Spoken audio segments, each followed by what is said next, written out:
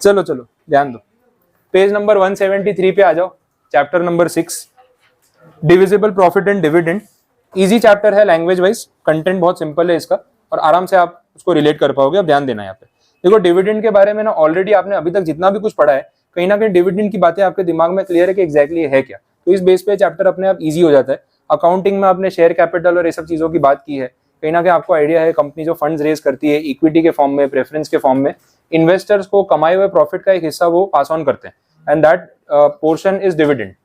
पूरा प्रॉफिट तो pass on करेंगे नहीं, लेकिन एक रेशियो पास ऑन करेंगे। बाकी का जो अमाउंट होता है जो कंपनी पास ऑन नहीं कर रही उसको अपने रिटेन्ड अर्निंग्स बोलते हैं। वो इसलिए ऐसा कर रहे हैं ताकि उसी पैसे को आगे फ्यूचर प्रोजेक्ट्स में री इन्वेस्ट कर सके और अच्छा रिटर्न दे सके। अब कंपनी कहीं ना कहीं डिविडेंड पॉलिसी फ्रेम करती है कितना पैसा डिविडेंड के फॉर्म में देना है और कितना नहीं देना है। बेसिक आइडिया उसका बहुत सिंपल है। जिन्होंने आपने ग्रुप 2 पढ़ा, एफएम में आपका चैप्टर था डिविडेंड पॉलिसी का, वहां पे भी ये बातें हुई होगी कि भाई डिविडेंड देते टाइम कंपनी इस चीज के ऊपर ध्यान देती है कि जो पैसा हमने कमाया है अगर हमारे पास आगे उस पैसे को खुद इन्वेस्ट करके ज्यादा अच्छा रिटर्न जनरेट करने का ऑप्शन है तो इन्वेस्टर्स को पैसा कम दो। इनको डिविडेंड बांटोगे, शॉपिंग करेंगे, खर्चा करेंगे, घूमने जाएंगे, ये कहीं आगे हमसे बेटर इन्वेस्टमेंट करने वाले नहीं। अब कंपनी को पता है कि हम अगर यही पैसा अपने ही बिजनेस में री इन्वेस्ट करें तो ऑन एन एवरेज ईयरली जो रिटर्न जनरेट होगा ना वो 15-16%, 18% का रिटर्न एनुअली जनरेट हो सकता है। एक इन्वेस्टर को हम डिविडेंड के फॉर्म में अगर ये पैसा बांट देंगे वो मार्केट में जाके 18% रिटर्न नहीं कमा पाएगा एक साल में, हमें पता है। तो इससे बेटर है कि उसको पैसे कम दो, खुद ज्यादा री इन्वेस्ट करो, क्योंकि री इन्वेस्ट करके जब अगले साल 18% प्रॉफिट जनरेट करके देंगे तो शेयर का प्राइस बढ़ेगा, उसको फायदा ही होने वाला है और उसके पैसा मल्टीप्लाई हो रहा है 18% पर एनम पे, तो ऑटोमेटिक री इन्वेस्टमेंट होगी। तो कंपनी ये सब चीजों पे ध्यान देती है। उल्टा भी होता है, गवर्नमेंट कंपनीज है, स्टैंडर्ड कंपनीज है, बोले कोई ऐसा बड़ा एक्सपेंशन का अभी कोई प्लान नहीं है तो डिविडेंड दे दो, शेयर होल्डर्स को भी लगे कि हमें पैसा मिला और हमें उनका प्रॉफिट अपने पास सिर्फ इकट्ठा करके करना क्या है। तो अगर हम बेटर रिटर्न जनरेट करके नहीं दे सकते तो बेटर वो पैसा डिविडेंड के फॉर्म में बांट दो। ये सब अप्रोचेस को ध्यान में रख के कंपनी एक रेशियो पे आती है कि भाई इतना डिविडेंड हम देंगे और बाकी का नहीं देंगे। इसके बारे में टेक्निकल बातें यहाँ पे हो रही है। सेक्शन जो स्टार्ट होगा 123 से स्टार्ट हो रहा है और 128 तक जा रहा है, 127 तक। तो ये 4-5 सेक्शन के ब्लॉक में पूरा अपना चैप्टर कवर हो जाता है। ठीक है, इंट्रोडक्शन में जो चीजें बताई है मैंने आपको क्लियर कर दी, वही पॉइंट्स हैं यहाँ पे। और कुछ नया अगर एड ऑन होता है तो बता देता हूँ। डिविडेंड जो पे किया जा रहा है उसका रेट कैसे रहता है? फिक्स रेट ऑफ डिविडेंड होता है या एवरी ईयर चेंज होता है? प्रॉफिट्स पे डिपेंड करेगा। ठीक है, प्रॉफिट्स पे डिपेंड करता है, रेट चेंज होता रहता है। अच्छा, ये इक्विटी प्रेफरेंस वालों में क्या रहता है? डिविडेंड कैसे दोनों को दिया जाता है? सेम तरीके से देते हैं या प्रेफरेंस को पहले और इक्विटी को बाद में? ये तो चलो क्लियर है। अच्छा, फिक्स रेट और फ्लोटिंग रेट ऐसा कुछ है? मतलब प्रेफरेंस वालों के लिए फिक्स होता है, आपने पढ़ा होगा 9% प्रेफरेंस शेयर्स, 10% प्रेफरेंस शेयर्स। तो ये लोग जो है इन्वेस्टर्स, ये थोड़ा डरते हैं, रिस्क टेकिंग एबिलिटी कम है। ये बोलते हैं हमें फिक्स रेट पे प्रॉफिट दे दो, आप ज्यादा कमाओ कम कमाओ, हमें वो रिस्क में पार्टिसिपेट नहीं करना है। हमें 10% पर एनम दे दो, आपने 16% कमाया, बाकी का 6 आप रखो अपने पास, री इन्वेस्ट कर देना, हमें नहीं चाहिए। इक्विटी वाले बोलते हैं हम रिस्क लेंगे, आप 2% कमाओगे, हम वो 2% में भी खुश हैं, लेकिन जिस दिन 20% कमाओगे ना उस दिन वो 20% में भी हमें हिस्सा चाहिए। तो हम रिस्क लेने को रेडी हैं, वॉलेटिलिटी से हम डरते नहीं। तो इक्विटी और प्रेफरेंस में बेसिक डिफरेंस है। प्रेफरेंस वाले बोलते हैं पहले पैसा दे दो, फिक्स पैसा दे दो। इक्विटी वाले बोलते हैं पहले इनको पे करो, जो बचेगा ना फिर वो अपने देख लेंगे, रिस्क लेने को रेडी है। तो 2 टाइप की चीजें यहाँ पे होती है। तो that is the difference between preference and equity. Dividend के पॉइंट ऑफ व्यू से ध्यान रखना है। अच्छा, डिविडेंड साल में कितनी बार मिलता है? क्वार्टरली, हाफ ईयरली, ईयरली, ऐसा कुछ है फिक्स कि कंपनी अपने हिसाब से दे सकती है? जो कंपनी कंसिस्टेंट प्रॉफिट कर रही है वो लोग क्या करते हैं, क्वार्टरली डिविडेंड भी दे देते हैं। साल में 4 बार डिविडेंड आ रहा है। ठीक है, कितनी बार कंपनी हाफ ईयरली बेसिस पे करती है, कितनी बार होता है कि साल में एक बार पूरा एक साथ पे कर देती है कि भाई अनसर्टन है, या फिर कितनी बार होता है कि एवरेज इनकम नहीं है कि हर 3 महीने में सेम पैसा कमा रहे हैं, मतलब पूरा साल कमा लेते हैं, लास्ट में देख लेंगे क्या सिचुएशन है, उस बेस पे एक ही बार पे कर देंगे। तो एक होता है इंटरिम डिविडेंड, एक होता है फाइनल डिविडेंड। इंटरिम जो साल के बीच में आ रहा है, जो पूरे साल का नहीं है, क्वार्टर का है, हाफ ईयर का है। और यही अगर फाइनल डिविडेंड है, मतलब आखिरी डिविडेंड। अब फुल एंड फाइनल एक साथ भी हो सकता है कि पूरे साल का एक ही डिविडेंड दे दिया, या ये भी हो सकता है कि इंटरिम पे करते आए और जो साल के एंड में बचा हुआ था वो दे दिया। भाई कंपनी ने सोचा है कि एक शेयर होल्डर को साल का एक शेयर पे 100 रुपए डिविडेंड देना है, तो 25-25 करके क्वार्टरली भी दे सकते हैं, 50-50 करके हाफ ईयरली भी दे सकते हैं। तो जो साल के बीच में दिया वो इंटरिम, और जो आखिरी इंस्टॉलमेंट पे किया साल खत्म होने के बाद वो फाइनल। या कितनी बार कंपनी करेगी कि इंटरिम कुछ नहीं मिलेगा, पूरा 100 रुपए एक साथ दे देंगे एंड में, ऐसा भी कर सकते हैं। तो ये सारा पॉसिबिलिटी जो है वो यहाँ पे बोली हुई है। तो इंट्रोडक्शन में वैसा कुछ है नहीं जो आपको पता नहीं है, तो सारी बातें मैंने क्लैरिफाई करा दी। डेफिनेशन देख लो, बड़ी इंटरेस्टिंग, स्टूडेंट से ही लिखवाई थी। सेक्शन 2 क्लॉज 35 बोला डिविडेंड का डेफिनेशन क्या है, it includes any interim dividend, ये डेफिनेशन। ठीक है, तो डिविडेंड क्या है वो नहीं समझाया, बोला डिविडेंड इंक्लूड्स इंटरिम डिविडेंड। ठीक है, मैं इतना ही याद करके आया था, इतना ही लिखूंगा। अब देख लो अपने, ये वैसी डेफिनेशन है। तो कंपनी लॉ में डेफिनेशन में बहुत बढ़िया है, आप अपने मन से लिखोगे ना तो सेम ही निकलेगी, क्योंकि जैसी आप लिखते हो ना वैसी यहाँ पे इन्होंने बनाई है, कोई वेरिएशन नहीं है। एक भी डेफिनेशन टेक्निकल है ही नहीं, ऐसी सारी डेफिनेशन है तो आराम से लिख सकते हो आप उसको। ठीक है, नेक्स्ट पॉइंट में उसमें बोला है द पावर टू पे dividend is inherent in a company and is not derive from the act और मेमोरेंडम और आर्टिकल्स। डिविडेंड देने का जो पावर है, अगर कहीं पे एक्सप्रेसली लिखा नहीं भी होगा तो भी कंपनी का इनहेरेंट राइट है। इनहेरेंट का मतलब कि जो नहीं लिखा है तो भी इम्प्लाइड है, बाय डिफॉल्ट है। ठीक है, कहीं मेंशन करना जरूरी नहीं है। तो कंपनीज एक्ट का अगर कोई सेक्शन नहीं लिखेगा कि डिविडेंड दे सकते हैं तो भी कंपनी डिविडेंड दे सकती है, कहीं लिखा नहीं है तो चलेगा। मेमोरेंडम आर्टिकल्स में भी इसका कोई मेंशन नहीं है तो भी चलेगा। अच्छा, मेंबर्स के पॉइंट ऑफ व्यू से अगर अपन बात करें, वो नेक्स्ट पैराग्राफ में जो बॉक्स है ना उसमें वही बोला हुआ है, डिविडेंड क्लेम करने का जो राइट है, अब वो शेयर होल्डर के पॉइंट ऑफ व्यू से क्या है, वो उनका इनहेरेंट राइट है। हर साल वो कंपनी के आगे हल्ला मचाएंगे, डिविडेंड तो देना ही पड़ेगा। इस साल कंपनी ने बोले नहीं हम डिविडेंड देने में इंटरेस्टेड नहीं है, बोले ऐसा नहीं चलेगा, मेंबर का राइट है, राइट टू रिसीव डिविडेंड, देना ही पड़ेगा, चलेगा ऐसा? ऐसा नहीं होता। पहली चीज तो ये, डिविडेंड देना है या नहीं देना है, it is management decision, management का डिसीजन होगा।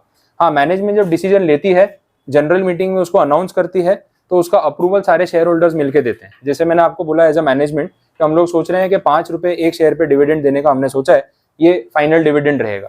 तो आप सब एजीएम में आए हो, आप इसको अगर अप्रूव करते हो तो हम डिसबर्समेंट कर देंगे।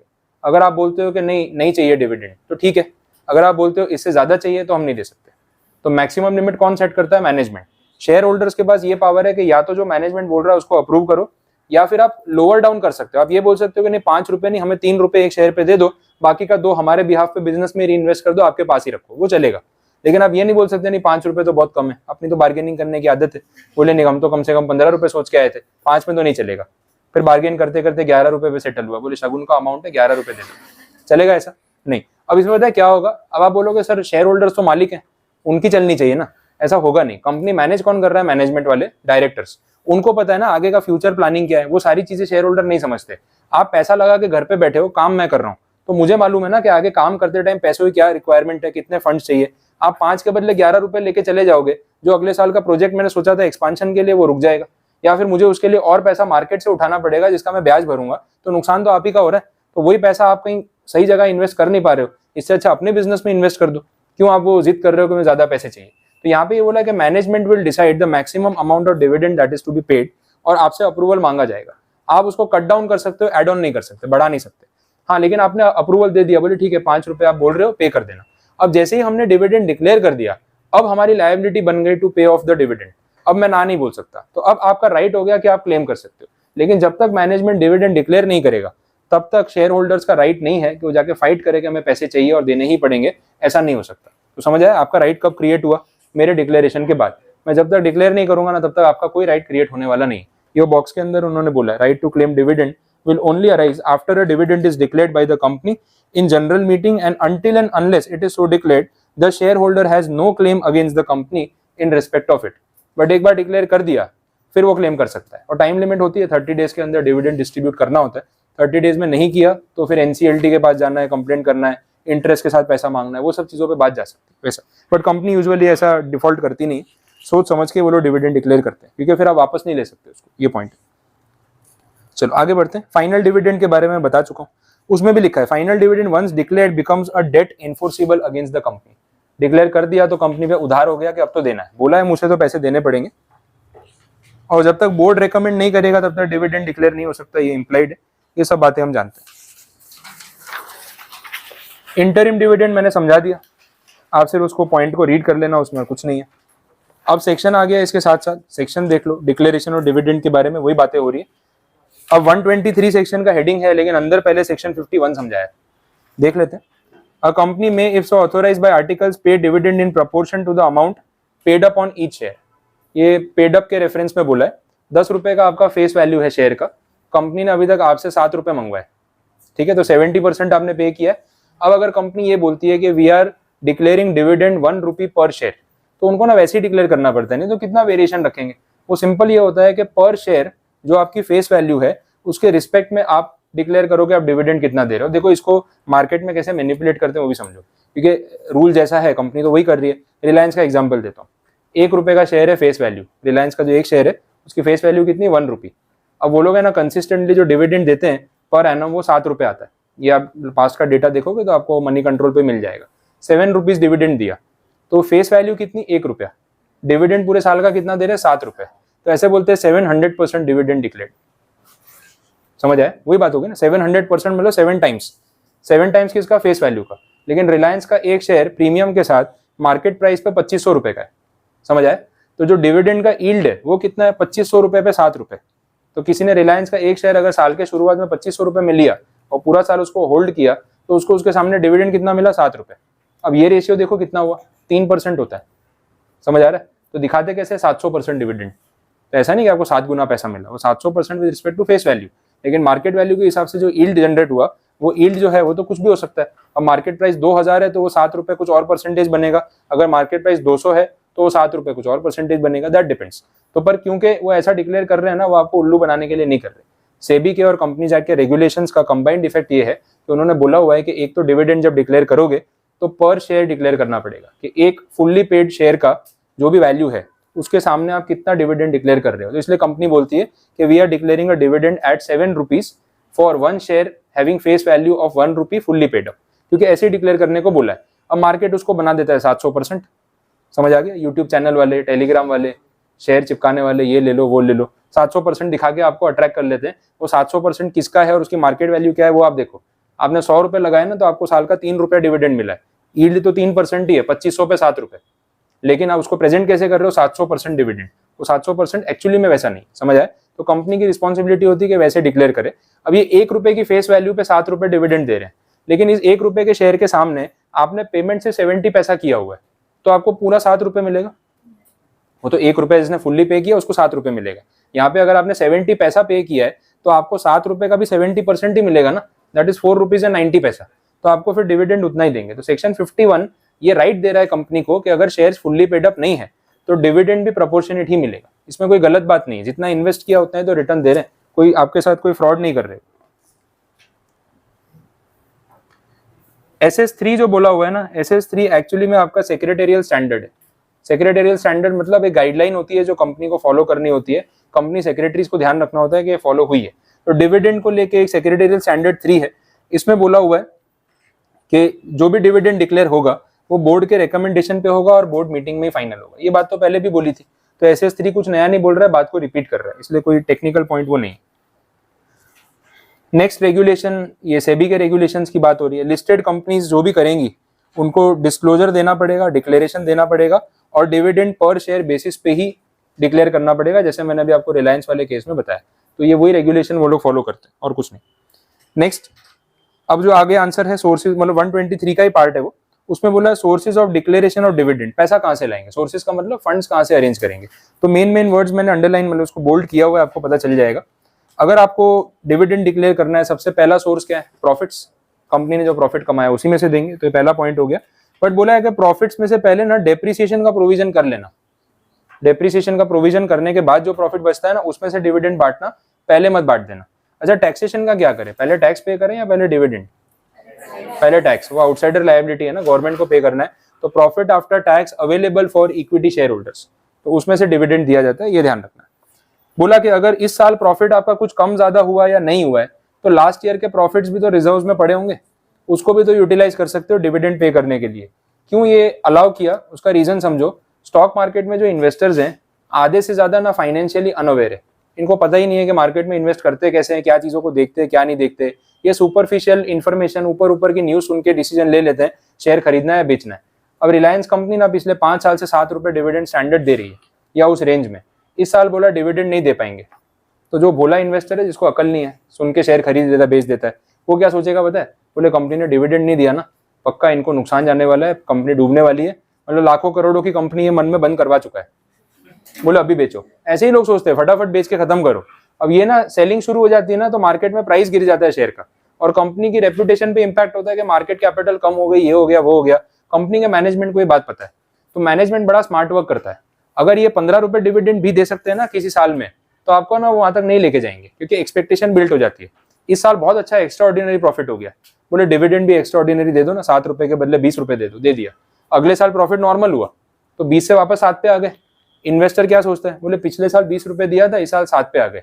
ये नहीं देखेंगे उसके पहले 5 साल से 7 रुपए दे रहे थे, पिछले साल जो सिचुएशन थी वो एक्स्ट्रा ऑर्डिनरी थी, ये नॉर्मल है। बट अब उसको कैसे देख रहा है कि पिछले साल जो सिचुएशन थी ना 20 रुपए वाली, वो नॉर्मल थी और इस बार कंपनी की हालत खराब है, अपने को नहीं रखने, शेयर बेच के भागो। ये सब चीजें होती है। तो कंसिस्टेंसी मेंटेन करने के लिए बहुत बार कंपनीज को अपने रिजर्व्स को यूज करके भी डिविडेंड देना पड़ता है, ताकि शेयर होल्डर्स ऐसी बेवकूफी ना करें। समझ आए? तो आप पास्ट रिजर्व्स को यूज कर सकते हो, उसमें ऑब्जेक्शन नहीं है, भले इस साल आपका प्रॉफिट कम है या ब्रेक इवन पे है तो भी चलेगा। नेक्स्ट, आउट ऑफ बोथ, दोनों को मिला के यूज कर लो, वो भी चलेगा।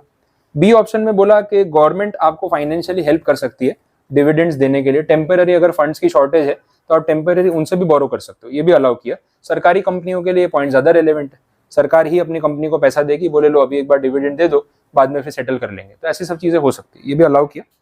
SS3 में जो लिखा है वो रिपीटेशन ही है, आप पढ़ोगे वापस तो क्लियर हो जाएगा। नेक्स्ट पॉइंट में हेडिंग से ही बता देता हूँ शॉर्ट में, अगर कंपनी डिविडेंड डिक्लेयर कर रही है तो ये इंप्लाइड है कि आउटसाइडर्स के पैसों में डिफॉल्ट्स नहीं होने चाहिए। ये आप कॉमन सेंस लगा के सोच सकते हो। एक तरफ ये कंपनी के डेट होल्डर्स हैं, डिवेंचर होल्डर्स, डिपॉजिट होल्डर्स, आप सब शेयर होल्डर्स हो, आपको डिविडेंड बट रहा है, इन बेचारों का डिवेंचर का इंटरेस्ट भी नहीं मिला अभी तक, और डिवेंचर रिडेम्पशन का डेट आ गया ना जिनका, उनका पैसा भी मैंने वापस नहीं किया, तो आप लोगों को अच्छा लगेगा अगर मैं इनको डिविडेंड पे करूंगा? आप बोलोगे सर मालिक का डिविडेंड देने का पैसा है, हमने उधार दिया, हमारा ब्याज देने का पैसा नहीं है आपके पास। मैं बोला नहीं है, मालिक को पहले देना पड़ेगा। गलत बात हो गई ना, आउटसाइडर्स का पहले पे करो ना। आउटसाइडर्स का पेमेंट करते टाइम डिफॉल्ट कर रहे हो और ओनर्स अंदर अंदर प्रॉफिट का पैसा एंजॉय कर रहे हैं, तो ये तो डिस्क्रिमिनेशन हो गया, नहीं चलेगा। तो इसलिए वो डिफॉल्ट्स नहीं होने चाहिए, अगर है तो डिविडेंड नहीं दे सकते, सिंपल कंडीशन। अंदर के चारों पॉइंट्स में आपको यही बातें मिलेंगी। जब तक डिफॉल्ट कंटिन्यू होगा तब तक कुछ नहीं हो सकता, डिविडेंड नहीं बांट सकते। आगे देखें नेक्स्ट पॉइंट में, no dividend shall be declared by the company during the extended time if any granted by the tribunal और court for repayment of other liabilities. Same बात हो गई, मैटर कोर्ट में है, कोर्ट ने बोला 1 महीने के अंदर अंदर आप सबके डेट सेटल करो, जब तक वो सेटल नहीं करोगे तब तक डिविडेंड की बात तो भूल जाना, करना ही मत, ठीक है। तो ये क्लियर हो गया। कुछ रिजर्व्स क्रिएट करने हैं तो भी कर सकते हैं। रिजर्व्स क्रिएट करना जो मैं आपको बोला, रिटेन्ड अर्निंग्स, प्रॉफिट का एक हिस्सा रिजर्व कर लो, एक हिस्सा डिविडेंड के फॉर्म में बांट दो, तो रिजर्व्स क्रिएट करने में कोई प्रॉब्लम नहीं है, आप उसको करो, वो चलेगा। जो सी पॉइंट दे रखा है उसको आप स्टार मार्क कर लो, ये इस सेक्शन का एक इंपॉर्टेंट पार्ट है क्योंकि उसमें रूल भी आ रहा है। अगर कंपनी के पास प्रॉफिट्स नहीं है, एक तो बोले नो प्रॉफिट्स या एब्सेंस ऑफ प्रॉफिट्स, एक बोला इनएडिक्वेसी ऑफ प्रॉफिट, मतलब प्रॉफिट कमाया है लेकिन बहुत कम, नॉर्मली जो रेंज में होता है उतना नहीं कमाया, लेकिन फिर भी डिविडेंड देना है, क्योंकि मैंने आपको बोला मार्केट में एक रेपुटेशन मेंटेन करनी है, और ये रिटेल इन्वेस्टर जो बिना सोचे समझे खरीदते और बेचते हैं, इनको पकड़ के रखना है कि ये ऐसे सेलिंग ना शुरू कर दे। तो ठीक है, आप रिजर्व्स में से आप पैसा दो, कोई इशू नहीं है, लेकिन यहाँ पे रूल बोलता है कि एक लिमिट से ज्यादा फिर डिविडेंड मत बांटना। और ये कॉमन सेंस वाली बात है, अगर आपने कम पैसे कमाए तो खर्चा भी तो फिर लिमिट में करना पड़ेगा। होता है ऐसा कि भाई इस बार इतनी इनकम नहीं हुई है, खर्चा लिमिट में करो, जितना करते हो उससे कम करो, ये कैप रख लो, इससे ज्यादा खर्च नहीं करेंगे। बहुत ज्यादा पैसे कमाए तो खर्चा कर लो, ये वही सिचुएशन है कि आप बचे हुए रिजर्व्स में से किसी को डिविडेंड दे रहे हो, तो वो डिविडेंड की एक लिमिट रखनी पड़ेगी कि भाई सिर्फ रेपुटेशन मेंटेन करने के लिए देना है, बहुत खुश होकर पैसे नहीं बांटने। तो ये लिमिटेशन यहाँ पे रूल में प्रिस्क्राइब की कि कितना आप पैसा रिजर्व्स में से यूज कर सकते हो। कंडीशन देख लेते हैं। सबसे पहले पॉइंट में बोला कि अगर आप डिविडेंड डिक्लेयर कर ही रहे हो सिचुएशन में, तो पिछले 3 साल का जो आपका एवरेज रेट ऑफ डिविडेंड था लास्ट 3 इयर्स का, उससे ज्यादा रेट पे इस साल डिक्लेयर मत करना। पिछले 3 साल का एवरेज निकाल लो कि कितना % आपने डिविडेंड दिया, उससे ज्यादा मत डिक्लेयर करना, उस रेंज तक चलेगा। तो डिसेंट पॉइंट अलाउ कर रहे हैं, ऐसा भी नहीं कि बहुत कट डाउन कर दिया, लेकिन पिछले साल के एवरेज से ऊपर मत जाना, उतना आप डिविडेंड देना चाहो तो दे सकते हो। अब प्रोविजो में क्लियर कर दिया कि अगर किसी कंपनी ने पिछले 3 साल में कोई डिविडेंड डिक्लेयर ही नहीं किया था तो फिर ये पॉइंट उन पे अप्लाई हो नहीं पाएगा, मैथमेटिकली उसमें एरर आ जाएगा, तो उसको इग्नोर करेंगे। अगला point, the total amount to be drawn from such accumulated profit shall not exceed this limit. ये बोला है कि आप जो रिजर्व्स में से पैसा विड्रॉ कर रहे हो, मैक्सिमम कितना विड्रॉ कर सकते हो। एब्सोल्यूट नंबर में बोला 1/10 of the paid up capital and free reserves. आपकी बैलेंस शीट में, लास्ट ऑडिटेड बैलेंस शीट में जो अमाउंट दिख रहा है पेड अप कैप और फ्री रिजर्व्स, उसका टोटल करो, उसका 1/10 मैक्सिमम जो है, इतना अमाउंट आप यूटिलाइज कर सकते हो, ये बोला हुआ है पिछले साल के रिजर्व्स में से, इससे ज्यादा पैसा निकाल नहीं सकते। तो ये 3 साल का एवरेज, ये कंडीशन, ये सब क्यूमुलेटिवली अप्लाई होंगी, ये ध्यान रख के चलेंगे। उसके बाद बोला आप जैसे ही पैसा रिजर्व में से निकालोगे ना, वो पैसा आपको पहले कहाँ यूज करना पड़ेगा, अपने लॉसेस को सेट ऑफ करने के लिए जो ऑन पेपर दिख रहे हैं, होता है कैरी फॉरवर्ड ऑफ लॉसेस। पिछले साल कंपनी ने लॉस किया, आगे कैरी फॉरवर्ड किया, अब आगे प्रॉफिट होगा, उसमें से यूटिलाइज कर लेंगे। तो ऐसे कोई losses on paper set of करने बाकी है तो पहले आपको सेट ऑफ करने पड़ेंगे निकाले हुए पैसों में से, और बचा हुआ पैसा ही आप डिविडेंड के फॉर्म में दे सकते हो। तो आपको यहाँ पे समझ आ रहा होगा अभी तक कि डिविडेंड देना ऐसी सिचुएशन में इतना ईजी नहीं है। बहुत सारी कंडीशन से पास ऑन होने के बाद जो बचेगा, सिर्फ वही डिस्ट्रीब्यूट हो पाएगा, ऐसा है। इसके बाद फोर्थ पॉइंट में भी ऐसी कंडीशन बोला कि जो आपका रिजर्व का बैलेंस बचेगा विड्रॉवल के बाद, जैसे 1/10 बोला विड्रॉ कर लेना, उसके बाद जो बचेगा वो कितना मिनिमम मेंटेन करना पड़ेगा, तो बोला आपकी पेड अप कैपिटल का 15%, पेड अप कैपिटल का 15%, एटलीस्ट इतना पैसा रिजर्व में बचना चाहिए आफ्टर विड्रॉवल। तो ये पॉइंट का भी ध्यान रखना पड़ेगा। तो 1/10 बोला, 3 साल का एवरेज बोला, विड्रॉ करने के बाद पहले लॉसेस को सेट ऑफ करना है वो बोल दिया, और विड्रॉ करने के बाद जो फंड बचेगा वो ये 15% से नीचे नहीं जाना चाहिए। तो ये सब कंडीशन जो है ना वो एंड वाली है, क्यूमुलेटिव है। इन सबको मिला के आपको फिर देखना पड़ेगा कि कितना पैसा आप विड्रॉ कर पाओगे और उस बेसिस पे पर शेयर होल्डर कितना डिविडेंड मिलेगा, ये कंडीशन है। अभी कोविड वाले टाइम पे ऐसा सीन हुआ होगा, बहुत सारी कंपनी जो प्रॉफिट नहीं भी कमा पाई है उनको भी एक स्टैंडर्ड डिविडेंड देना पड़ा। तो वो सब जब रिजर्व्स को यूज करेंगे ना तो फिर ये कैलकुलेशन उन्हें करना पड़ेगा, ये मैंडेटरी। और लास्ट में अगेन सेम चीज, no company shall declare dividend unless carried over previous losses and depreciation not provided are set off against the profit. तो पहले आप पुराने लॉसेस को सेट ऑफ करो, पुराना डेप्रिसिएशन जो अभी तक क्लेम नहीं हुआ वो सेटल करो, उसके बाद ये रिजर्व्स में से आप डिविडेंड एक्चुअली में बांटो। तो डिविडेंड आपके हाथ तक आते आते काफी कट डाउन हो सकता है अगर ये पुराने लॉसेस सेट ऑफ करने बाकी है। और फेयर इनफ, अगर पिछले साल की कंडीशन कंपनी की इतनी खराब है, मतलब कंपनी घाटे में चल रही है, रिजर्व जैसे कैसे क्रिएट हुए हैं वो भी डिविडेंड के फॉर्म में बांट दिया, तो कंपनी सर्वाइव कैसे करेगी? तो रिस्ट्रिक्शंस तो ऐसे लगाने ही पड़ेंगे, ये जेन्युइन है और कोई सॉल्यूशन यहाँ पे है भी नहीं, तो ये कंडीशन है। तो ये रूल 3 वाला जो आपका पॉइंट है पूरा ये एक आंसर है, या ये सी पॉइंट पूरा एक आंसर है। एग्जाम में आपको जो पूछेंगे वो सिर्फ इस कंटेंट को ध्यान में रख के क्वेश्चन बना सकते हैं और आपको वो चीज लिखनी पड़ेगी। क्लियर? नेक्स्ट पॉइंट बड़ा सिंपल, हेडिंग में बोला उतना ही, dividend to be declared from reserves only, implied है ना, और कहां से पे करेंगे। और इसमें जो अंदर पॉइंट क्लियर किया, आप जो भी रिजर्व्स को यूटिलाइज करते हो वो रिजर्व्स में नोशनल गेन वाले रिजर्व्स और रीवैल्यूएशन रिजर्व्स को कंसीडर नहीं करना है। रीवैल्यूएशन ऑफ असेट के बारे में पढ़ा होगा आपने, असेट को रीवैल्यू करके उसकी वैल्यू बढ़ा देते हैं, तो एक रीवैल्यूएशन रिजर्व क्रिएट होता है। 10 लाख की असेट 12 लाख की बना दी, रीवैल्यूएशन रिजर्व में 2 लाख क्रेडिट कर दिया। ये 2 लाख एक्चुअली में आया है क्या? कोई देखे गया आपको? लो 2 लाख रुपए आपकी असेट रीवैल्यू हो गई, ऐसा हुआ? तो ये पैसा आप डिविडेंड के फॉर्म में बांट सकते हो, जो है ही नहीं वो कैसे बांटोगे? तो इनको बोलते हैं नोशनल गेन्स, जो ऑन पेपर गेन है लेकिन रियल में कोई मनी नहीं है। तो ऐसे अमाउंट को आपको यहाँ पे कंसीडर नहीं करना है व्हाइल कैलकुलेटिंग डिविडेंड। ये कॉमन सेंस वाली चीज है, कंसीडर कर भी लोगे तो दोगे कहां से पैसा, है ही नहीं। तो ये क्लैरिफाई कर दिया।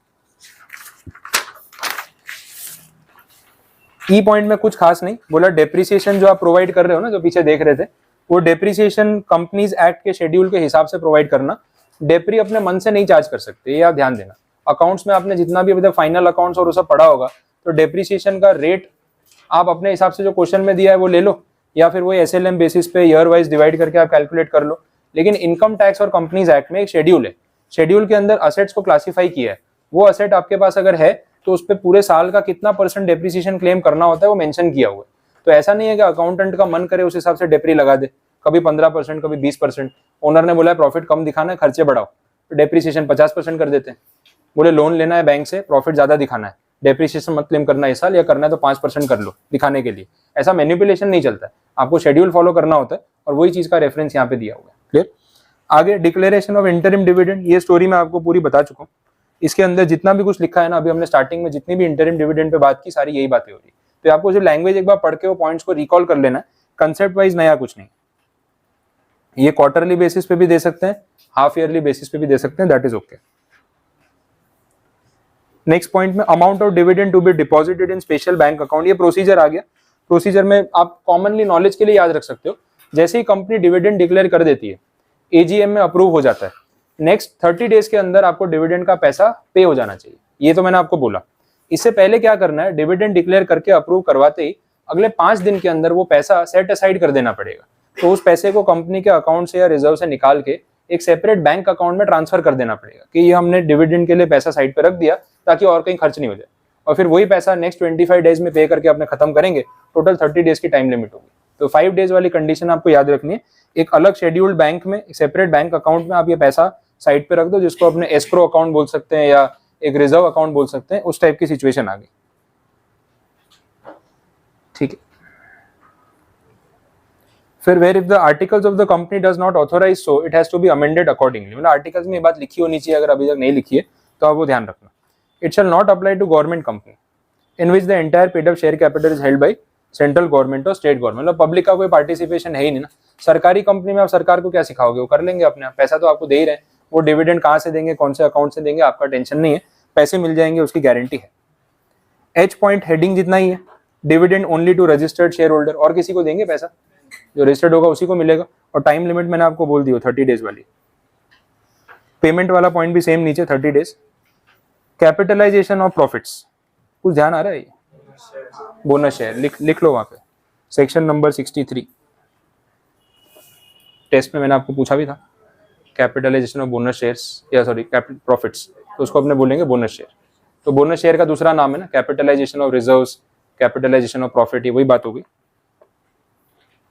तो ऐसा आप कर सकते हो, कोई प्रॉब्लम नहीं, लेकिन एक पॉइंट इसमें ध्यान रखना पड़ेगा, डिविडेंड और बोनस शेयर को मिक्स नहीं करना है। वो कैसे? कंपनी ने बोला we are declaring dividend, share holders खुश हो गए, पैसे मिलेंगे, जब मांगने गए बोले लो इतने रुपए के बोनस शेयर ले लो, चलेगा ऐसा? अगर आप बोनस शेयर ही देना चाहते हो, डोंट नेम देम और कॉल देम एज डिविडेंड, और अगर आप डिविडेंड डिक्लेयर कर रहे हो तो फिर मनी के टर्म्स में पे करो, फिर उसके बदले बोनस शेयर मत दो। दोनों चीजों को अलग रखो ना, मिक्स क्यों कर रहे हो? तो डिविडेंड देने की बात की तो बोनस शेयर क्यों दे रहे हो सामने, पैसा दो, पैसा ही देना पड़ेगा, कैश में बैंक अकाउंट ट्रांसफर वो अलग चीज है। लेकिन अगर आप बोनस शेयर देना चाहते हो तो फिर उसको डिविडेंड डिक्लेरेशन के तौर पे मत लेके जाओ, बिकॉज एक बार डिक्लेयर कर दिया तो पैसा कैश में देना पड़ेगा, फिर बोनस शेयर नहीं दे पाओगे। तो दोनों चीजों को ना इंटरचेंज करके एक दूसरे के नाम से मिक्सअप करके नहीं करना, सेपरेट रखना है, ये क्लैरिफाई किया, ठीक है। मोड ऑफ पेमेंट कैसे भी हो सकता है, आजकल तो ऑनलाइन आपके बैंक अकाउंट में ऑटोमेटिक आ जाता है, वो पहले KYC डिटेल्स होती है उनके पास। और लास्ट पॉइंट में no dividend to be declared in case of failure of repayment of deposit, ये पीछे भी देखा, सेम पॉइंट आ गया, जब तक डिपॉजिट्स रीपे नहीं करोगे तब तक कुछ नहीं होगा। बस ठीक, बेंचेस मत तोड़ना, आराम से बंद करो, जा सकते हो।